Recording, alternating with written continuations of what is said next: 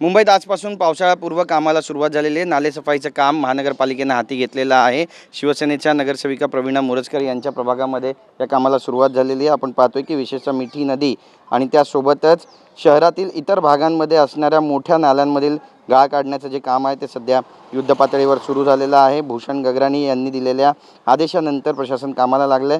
यंदा पावसाळ्यापूर्वी सुमारे 9.6 लाख मेट्रिक टन गाळ काढण्याचं उद्दिष्ट सुद्धा ठेवण्यात आलेलं आहे। मार्च अखेरपर्यंत काही ठिकाणी कामाची गती संत्या असल्यानं आपण पाहतोय की केवळ 1 ते 2% हे काम पूर्ण झाल्याचं सुद्धा बोललं जाते। नाल्यातून काढलेला गाळ 48 तासांच्या आत तिथून हलवण्याचे आदेश देण्यात आले आहे, जेणेकरून तो पुन्हा नाल्यात जाणार नाही। रेल्वे हद्दीतील नाल्यांची सफाई करण्यासाठी रेल्वे प्रशासनासोबत सुद्धा समन्वय साधला जाणार असल्याची माहिती मिळते।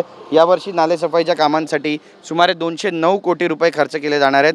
पावसाळ्यापूर्वीच म्हणजेच 31 मे 2026 पर्यंत 75% काम पूर्ण करण्याचं उद्दिष्ट पालिकेने ठेवलेलं आहे। आणि त्यासोबतच आता जे नगरसेवक आहेत ते सुद्धा आवाहन करत आहेत की नागरिकांनी सुद्धा त्यांचा जो कचरा आहे तो गटारात टाकू नये। प्लास्टिकचा कचरा विशेष करून मोठ्या प्रमाणामध्ये या नाल्यांमध्ये साचलेला आहे, त्यामुळे वॉटर लॉगिंगच्या मोठ्या समस्येला पावसाळ्यामध्ये मुंबईकरांना तोंड द्यावं लागतं, कारण हे नाले तोपर्यंत साफच होत नाही। आता याबाबत प्रशासन नेमकी काय भूमिका घेणार आहे पाहणं महत्त्वाचं ठरणार आहे। कॅमेरा पर्सन आदिलसह गिरीश गायकवाड, TV9 मराठी, मुंबई।